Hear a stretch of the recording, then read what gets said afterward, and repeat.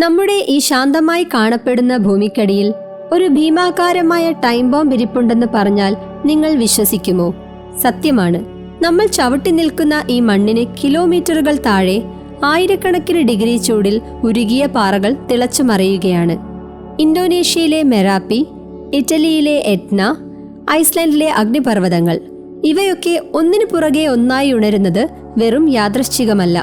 പണ്ട് വെസൂവിയസ് അഗ്നിപർവ്വതം പൊട്ടിത്തെറിച്ച് പോംപെ എന്ന ഒരു നഗരം തന്നെ ഭൂമുഖത്തു നിന്ന് അപ്രത്യക്ഷമായത് ചരിത്രമാണ്. എന്നാൽ അതിലും ഭീകരമായ സൂപ്പർ വോൾക്കാനുകൾ ഇന്ന് ഭൂമിക്കടിയിൽ ശ്വാസമടക്കിയിരിപ്പുണ്ട്.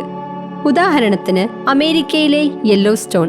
ഇത് വല്ലപ്പോഴും ഒന്ന് ഉണർന്നാൽ മതി, ലക്ഷക്കണക്കിന് ടൺ ചാരം അന്തരീക്ഷത്തിൽ നിറഞ്ഞ് സൂര്യപ്രകാശം പോലും തടസ്സപ്പെട്ട് വർഷങ്ങളോളം നീളുന്ന ഒരു അഗ്നിപർവ്വത ശീതകാലം ഭൂമിയിലുണ്ടാകും. ഇവിടെയാണ് നമ്മൾ ആ ഞെട്ടിക്കുന്ന സത്യം തിരിച്ചറിയേണ്ടത്.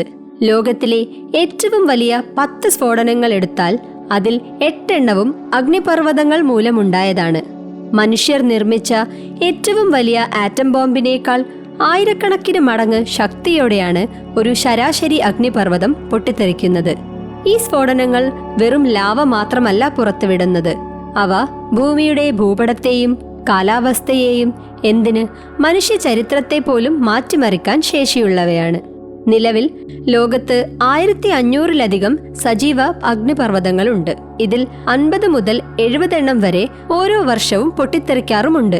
എന്നാൽ ഇന്ന് സാറ്റലൈറ്റുകളും ഗ്യാസ് സെൻസറുകളും ഉപയോഗിച്ച് ഭൂമിയുടെ ഓരോ സെക്കൻഡിലെ ചലനവും നമ്മൾ നിരീക്ഷിക്കുന്നത് കൊണ്ടാണ് ഈ ഉണരലുകൾ ഇത്ര ഗൗരവമായി നമ്മൾ അറിയുന്നത്. ഭൂമിക്കടിയിൽ യഥാർത്ഥത്തിൽ എന്താണ് സംഭവിക്കുന്നത്? ഈ പ്രഷർ കുക്കറുകൾ ഇപ്പോൾ ഇത്രയധികം ശബ്ദമുണ്ടാക്കാൻ കാരണമെന്താണ്? ഭൂമിക്കടിയിലെ അസ്ഥിരത. ഭൂമി ഒരൊറ്റ കഷ്ണമല്ല എന്നതിൽ നിന്നാണ് ഈ കഥ തുടങ്ങുന്നത്. ടെക്ടോണിക് പ്ലേറ്റുകൾ എന്ന് വിളിക്കുന്ന പല കഷ്ണങ്ങൾ ചേർന്നാണ് ഭൂമിയുടെ പുറന്തോട്. നമ്മുടെ നഖം വളരുന്ന അത്രയും വേഗത്തിൽ ഈ പ്ലേറ്റുകൾ എപ്പോഴും ചലിച്ചുകൊണ്ടിരിക്കുകയാണ്. ലോകത്തെ 75% അഗ്നിപർവ്വതങ്ങളും സ്ഥിതി ചെയ്യുന്ന പസഫിക് റിംഗ് ഓഫ് ഫയർ ശ്രദ്ധിച്ചാൽ ഒരു കാര്യം മനസ്സിലാകും. അവിടെയൊക്കെ ഈ പ്ലേറ്റുകൾ തമ്മിൽ കൂട്ടിമുട്ടുകയോ ഒന്നിനടിയിലേക്ക് മറ്റൊന്ന് താഴ്ന്നു പോവുകയോ ചെയ്യുകയാണ്. ഇതിനെയാണ് സബ്ഡക്ഷൻ സോൺ എന്ന് പറയുന്നത്. ഇങ്ങനെ ഒരു പ്ലേറ്റ് താഴേക്ക് പോകുമ്പോൾ ഉണ്ടാകുന്ന അമിതമായ സമ്മർദ്ദവും ചൂടുമാണ് പാറകളെ ഉരുക്കി മാഗ്മയാക്കി മാറ്റുന്നത്. പലപ്പോഴും നമ്മൾ പ്ലേറ്റുകളുടെ ചലനം സ്ഥിരമാണെന്ന് കരുതാറുണ്ടെങ്കിലും ചില കാലഘട്ടങ്ങളിൽ ഭൂമിക്കടിയിലെ ഊർജ പ്രവാഹം അഥവാ മാന്റിൽ കൺവെക്ഷൻ ചെറിയ തോതിൽ വർദ്ധിക്കാറുണ്ട്. കഴിഞ്ഞ കുറച്ചു ദശകങ്ങളിൽ ഈ മേഖലയിൽ രേഖപ്പെടുത്തിയ വലിയ ഭൂചലനങ്ങൾ ഇതിന് തെളിവാണ്. ഒരു വലിയ ഭൂചലനം നടക്കുമ്പോൾ അത് ചുറ്റുമുള്ള അഗ്നിപർവ്വതങ്ങളുടെ മാഗ്മ ചേംബറുകളിൽ വിള്ളലുകൾ ഉണ്ടാക്കുകയും അവിടെയുള്ള വാതകങ്ങളെ സ്വതന്ത്രമാക്കുകയും ചെയ്യുന്നു. ഇത് ഉറങ്ങിക്കിടക്കുന്ന പല അഗ്നിപർവ്വതങ്ങളെയും ഒരേ സമയം സജീവമാക്കാൻ കാരണമാകുന്നുണ്ട്. സ്ഫോടനത്തിന്റെ ശാസ്ത്രം. മാഗ്മ ചേംബറുകളിലേക്ക് പുതിയ മാഗ്മ ഇരച്ചു കയറുന്നതിനെ മാഗ്മ ഇഞ്ചക്ഷൻ എന്ന് വിളിക്കുന്നു. ഇത് ഒരു പഴയ പ്രഷർ കുക്കറിലേക്ക് വീണ്ടും സ്റ്റീം നിറയ്ക്കുന്നത് പോലെയാണ്. ഈ സമ്മർദ്ദം താങ്ങാനാവാതെ വരുമ്പോഴാണ് അഗ്നിപർവ്വതം പൊട്ടിത്തെറിക്കുന്നത്. അഗ്നിപർവ്വതം ഉണരുന്നതിന് മുൻപ് ഭൂമി നമുക്ക് ചില വാണിങ്ങുകൾ തരും. സെസ്മിക് സ്വാംസ് എന്നാണ് ഇതിനെ വിളിക്കുന്നത്. മാഗ്മ മുകളിലേക്ക് വരാൻ ശ്രമിക്കുമ്പോൾ അടിയിലുള്ള കഠിനമായ പാറകൾ പൊട്ടും. ഇത് ചെറിയ ഭൂചലനങ്ങളായി അനുഭവപ്പെടും. സെസ്മോമീറ്ററുകൾ ഉപയോഗിച്ച് ഇത് അളന്നാൽ സ്ഫോടനം എപ്പോൾ നടക്കുമെന്ന് ശാസ്ത്രജ്ഞർക്ക് ഏകദേശം പ്രവചിക്കാൻ കഴിയും. എന്തുകൊണ്ടാണ് ചില അഗ്നിപർവ്വതങ്ങൾ അതിഭീകരമായി പൊട്ടിത്തെറിക്കുന്നത്? ഇതിന്റെ രഹസ്യം മാഗ്മയുടെ വിസ്കോസിറ്റി അഥവാ കട്ടിയിലാണ്. മാഗ്മയിൽ സിലിക്കയുടെ അളവ് കൂടുതലാണെങ്കിൽ അതിന് കട്ടി കൂടും. ഒരു സോഡാക്കുപ്പി കുലുക്കി തുറക്കുന്നത് പോലെയാണ് ഇത്. കട്ടിയുള്ള മാഗ്മയ്ക്കുള്ളിൽ വാതകങ്ങൾ കുടുങ്ങിക്കിടന്ന് അത്യന്തം ശക്തമായ മർദ്ദം സൃഷ്ടിക്കുന്നു. ഇതാണ് വലിയ സ്ഫോടനങ്ങൾക്ക് കാരണം. മരിച്ച അഗ്നിപർവ്വതങ്ങളുടെ രഹസ്യം. അഗ്നിപർവ്വതങ്ങളെ സജീവം, ഉറങ്ങിക്കിടക്കുന്നവ, മരിച്ചവ എന്നിങ്ങനെ 3ആയി തിരിക്കാം. 10,000 വർഷമായി പൊട്ടിത്തെറിച്ചിട്ടില്ലെങ്കിൽ നമ്മൾ അതിനെ മരിച്ചു എന്ന് വിളിക്കുമെങ്കിലും അതൊരു തെറ്റിദ്ധാരണയാണ്. ഭൂമിക്കടിയിലെ പ്ലേറ്റുകൾ ചലിക്കുമ്പോൾ പഴയ മാഗ്മ അറകളിലേക്ക് വീണ്ടും ലാവ ഒഴുകിയെത്തും. അങ്ങനെ സംഭവിച്ചാൽ ആയിരക്കണക്കിന് വർഷമായി മരിച്ചു എന്ന് നമ്മൾ കരുതിയ അഗ്നിപർവ്വതങ്ങൾ പോലും ഭീകരമായി പൊട്ടിത്തെറിക്കാം.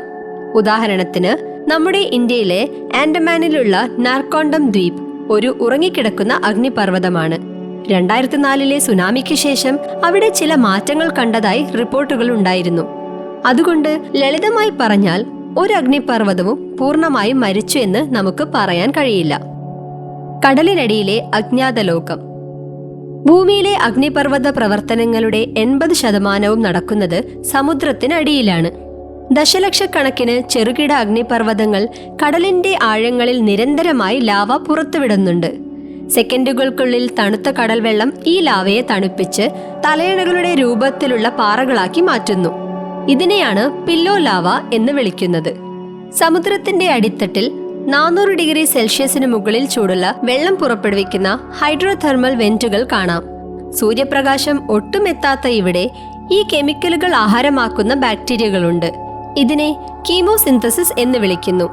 ലോകത്തിലെ ഏറ്റവും നീളമേറിയ പർവ്വതനിര സമുദ്രത്തിനടിയിലുള്ള 65,000 കിലോമീറ്റർ നീളമുള്ള മിഡ് ഓഷ്യൻ റിഡ്ജാണ്.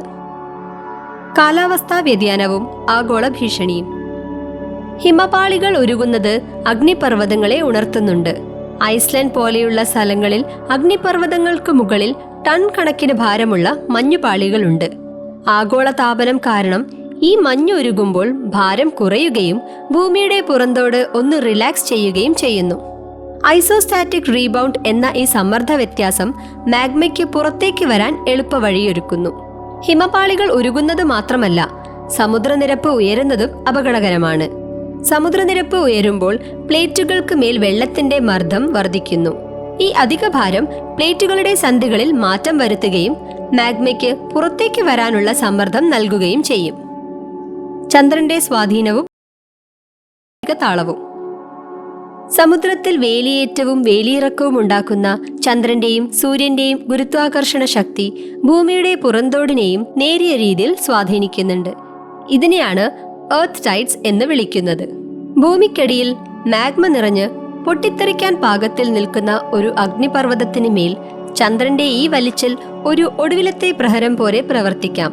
അതായത് ഇതിനകം തന്നെ സമ്മർദ്ദത്തിലുള്ള മാഗ്മ ചേംബറിന് ഈ ഒരു ചെറിയ മാറ്റം പോലും വലിയൊരു സ്ഫോടനത്തിലേക്ക് നയിക്കാനുള്ള പ്രേരണ നൽകിയേക്കാം. കൂടാതെ ഭൂമി അതിന്റെ ദശലക്ഷക്കണക്കിന് വർഷത്തെ ചരിത്രത്തിനിടയിൽ കൂടുതൽ ടെക്ടോണിക് ആക്ടിവിറ്റി കാണിക്കുന്ന ചില പ്രത്യേക കാലഘട്ടങ്ങളിലൂടെ കടന്നു പോകാറുണ്ട്.